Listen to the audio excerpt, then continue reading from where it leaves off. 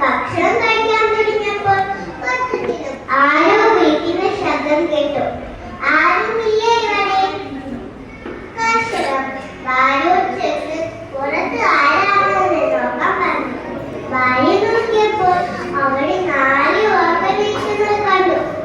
ഇത് കണ്ട് ഭാര്യ ചോദിച്ചു, ആരാണെന്ന്? എന്തിനാണ്? അവരിൽ ഒരാൾ പറഞ്ഞു, ഞങ്ങൾ അങ്ങ് ദൂരെ നിന്ന് വരുന്നതാ. ഞങ്ങളുടെ പേര് സ്നേഹം, ധനം, ഐശ്വര്യം, സമാധാനം എന്നാണ്. ഞങ്ങൾക്ക് താമസിക്കാൻ നല്ല സ്ഥലം വേണം, കൂടെ നല്ല ഭക്ഷണം വേണം. പക്ഷേ ഇതിൽ ഒരാളെ മാത്രമേ അകത്തേക്ക് ക്ഷണിക്കാവുള്ളൂ. ഭാര്യ കർഷകരോട് ചേർന്ന് എല്ലാം പറഞ്ഞു. ഭാര്യ പറഞ്ഞു, നമുക്ക് ധനത്തെ വിളിക്കാം, അതാവുമ്പോ നമ്മൾ കഷ്ടപ്പാടൊക്കെ മാറുമല്ലോ. കർഷകർക്ക് മനസ്സിലായി വന്നിരിക്കുന്നവർ സാധാരണക്കാരല്ലാണ്. കർഷകൻ ഭാര്യയോട് ചേർന്ന് സ്നേഹത്തെ അകത്തേക്ക് ക്ഷണിക്കാൻ പറഞ്ഞു.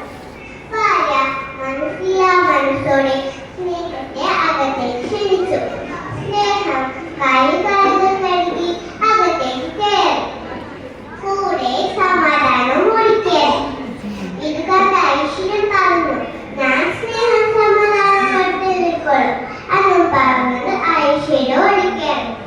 ഇത് കണ്ട് ധനം പറഞ്ഞു, ഞാൻ മാത്രമാണ് ഇവിടെ നിൽക്കുന്നത് അന്ന് പറഞ്ഞത് ധനവും ഒഴിക്കരുത്.